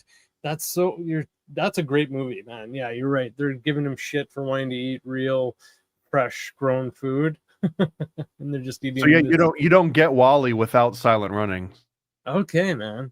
Wow, interesting. Okay, that's cool. I'm glad I mentioned that one for sure. Again, like I said, I'm a huge movie fan, particularly classic movies, but I love the Criterion Collection, and they usually have good movies, and that's the only Disney movie that's in the collection, and probably will be the only one, because the director, Andrew Stanton, specifically went to Criterion to make a deal with them. So I think most of their critical acclaim for the Wall-E movie, it has to do with that first 20 minutes of silence. Like, it was unheard of for a movie to do that. It was like a very bold move. Okay. Okay, Tangled or Up? Probably Tangled. Tangled is more interesting to me because it's Rapunzel, but Rapunzel and Tangled, they're based on a historical account of Saint Barbara, which is where you get Santa Barbara. The actual town of Santa Barbara is named after Saint Barbara. And Saint Barbara was she was a pagan that wanted to convert to Christianity, but her father didn't want her to. Her father wanted her to remain pagan, and so he locked her up in a tower, and this was to prevent her from venturing off into the world and becoming baptized. And that even in the old depictions of the tale of Saint Barbara, and even in old tales of Rapunzel, you'll see that in the tower, her window has this like little spade or like a club. It almost looks like a club sign on the cards, and that this actually was a sign of the Holy Trinity, so that even when she was being locked up by her pagan father in a tower to keep her away from Christendom, that she etched this. She made sure that the window itself that she looked through the world through itself represented Christianity, so that she basically, I think, escapes from her tower, and she becomes baptized and she converts to Christianity. Her dad finds out, cuts her head off, and then he immediately gets struck by lightning and dies. That's the original story of Saint Barbara, and because of this, Saint Barbara is also known as the patron saint of artillery and of explosions, and of retribution, because the second after her dad cut her head off, he gets hit by a strike of lightning. This became known as the first strike of artillery, the first weaponized use of artillery to punish somebody. So even now today, if you can go and look at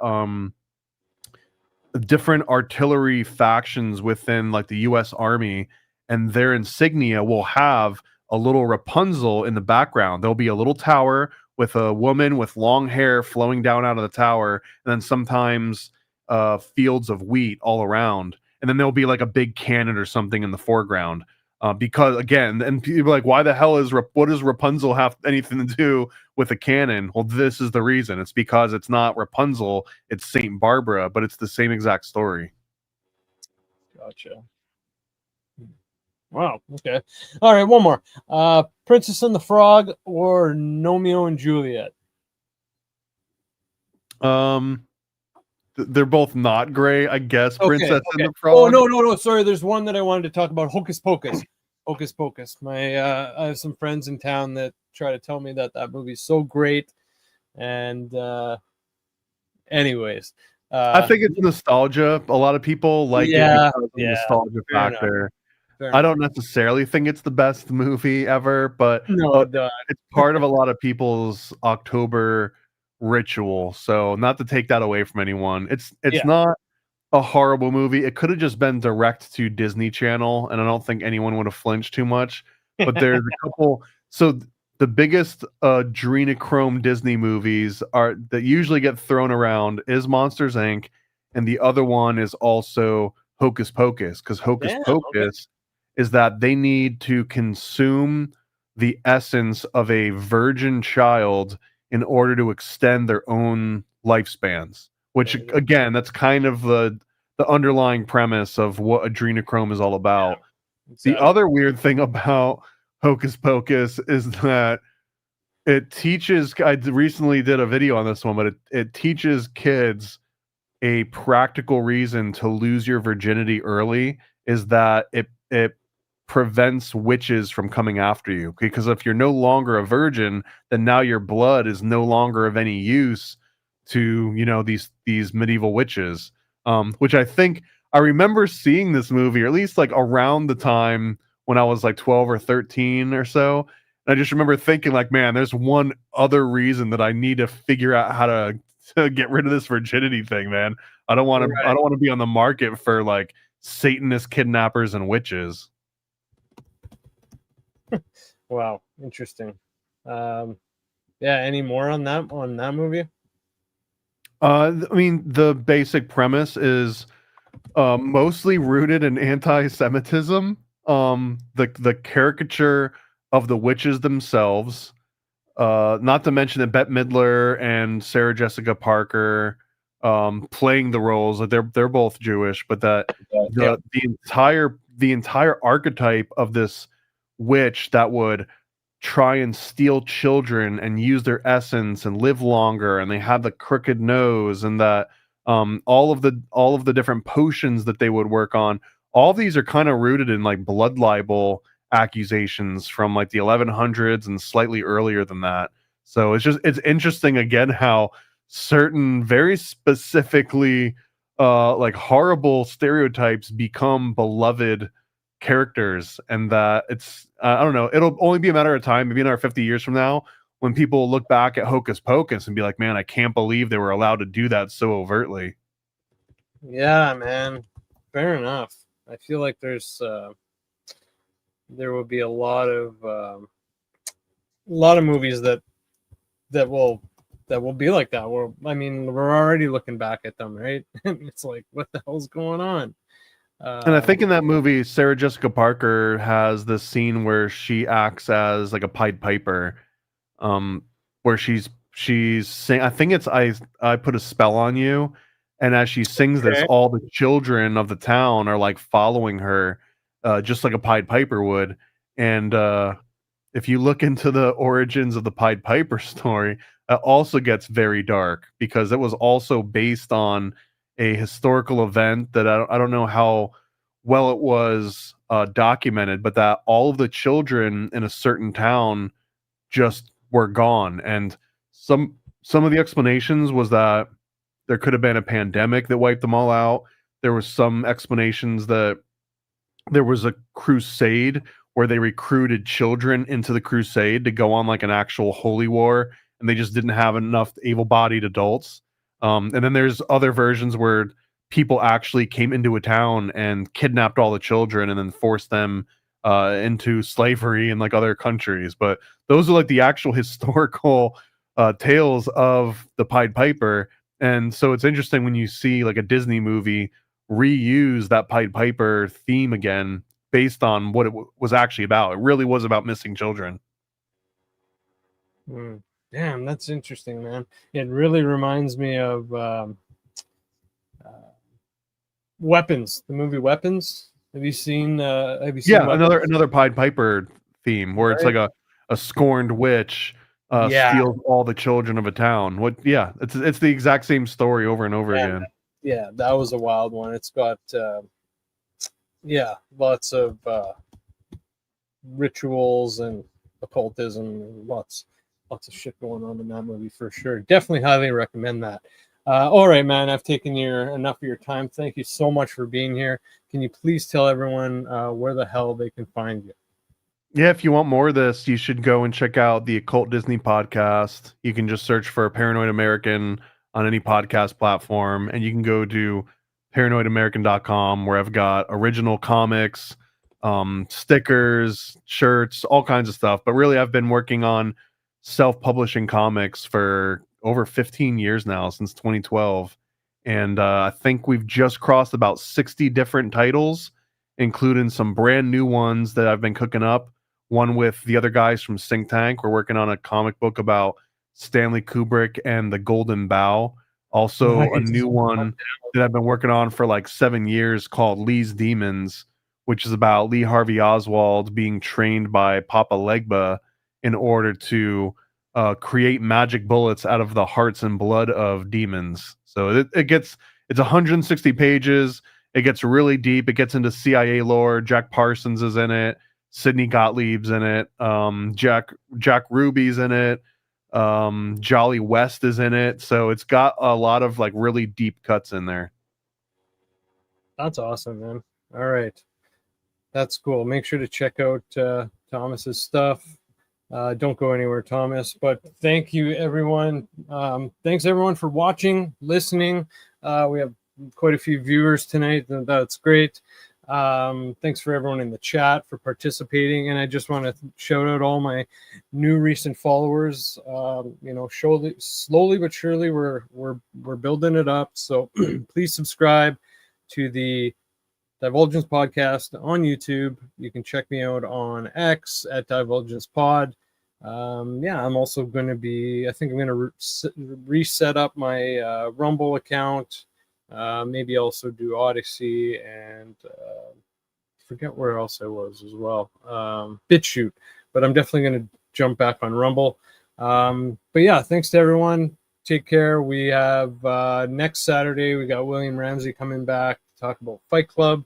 But I'm definitely going to try to do at least one episode before then.